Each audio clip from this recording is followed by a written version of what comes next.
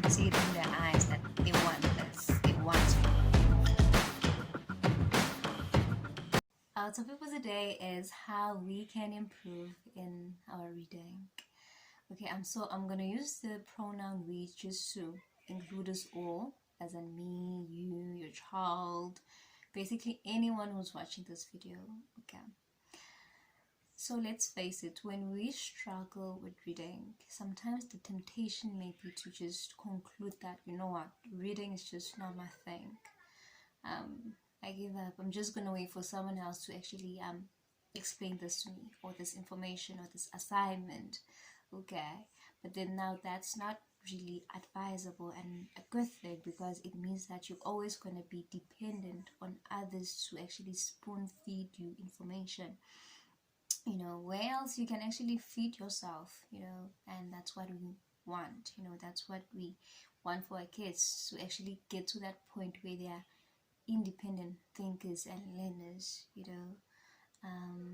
Because it's very important even in class, you know. Some of our kids go to schools where there's a lot of learners and just one teacher, you know. So the teacher just really can't cater for each and every child individually.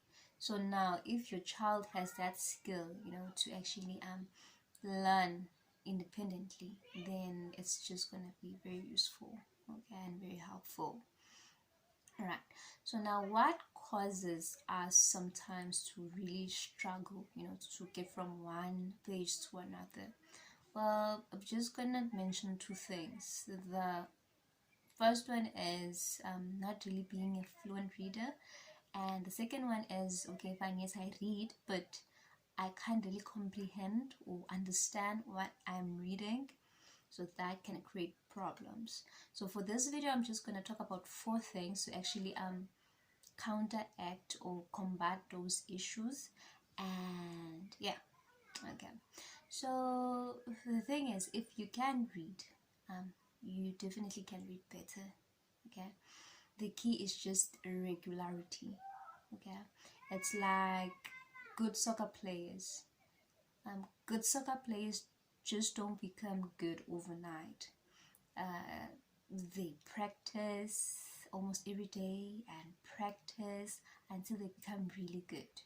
So the same with reading. If you're gonna practice every day, maybe give yourself maybe 15 to 30 minutes each day, in less than a month or in just a few months, you're gonna be very good and much better. You know, you're gonna be fluent. Okay, so you can read better. Okay. And also sometimes what causes us to struggle to get from one place to another is actually when you didn't really choose the right book for you.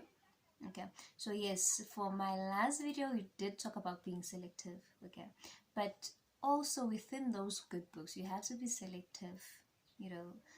Try to go for something that is actually close to your heart, something actually that sparks your interest, you know, something that you actually want to find out. Okay, because the point is to enjoy reading, not be bored and hate it. Okay, even your kid, you can try to maybe find something that you think they might enjoy, or even take them to the library and let them choose. Okay, also when you do choose books, okay, what can help you to see if this book is something that I would want to read? At the back of books there's this summary, you know, a quick summary about what's the book about. So just if you can try to make it a habit to always check that, and also check the book inside as well, like the font size, the words, you know, because you want to read something that has words familiar to you or your child. Okay, and also the font, you know, you want to check for something that actually is really comfortable for your eyes. You don't want to be straining your eyes, and that's just, you know, not on. Okay, and it can make reading a discomfort. Okay, and then number 3 and 4 I'm going to discuss on my next video. Okay, or on part 2 of this video. Okay, but for today, thank you for watching.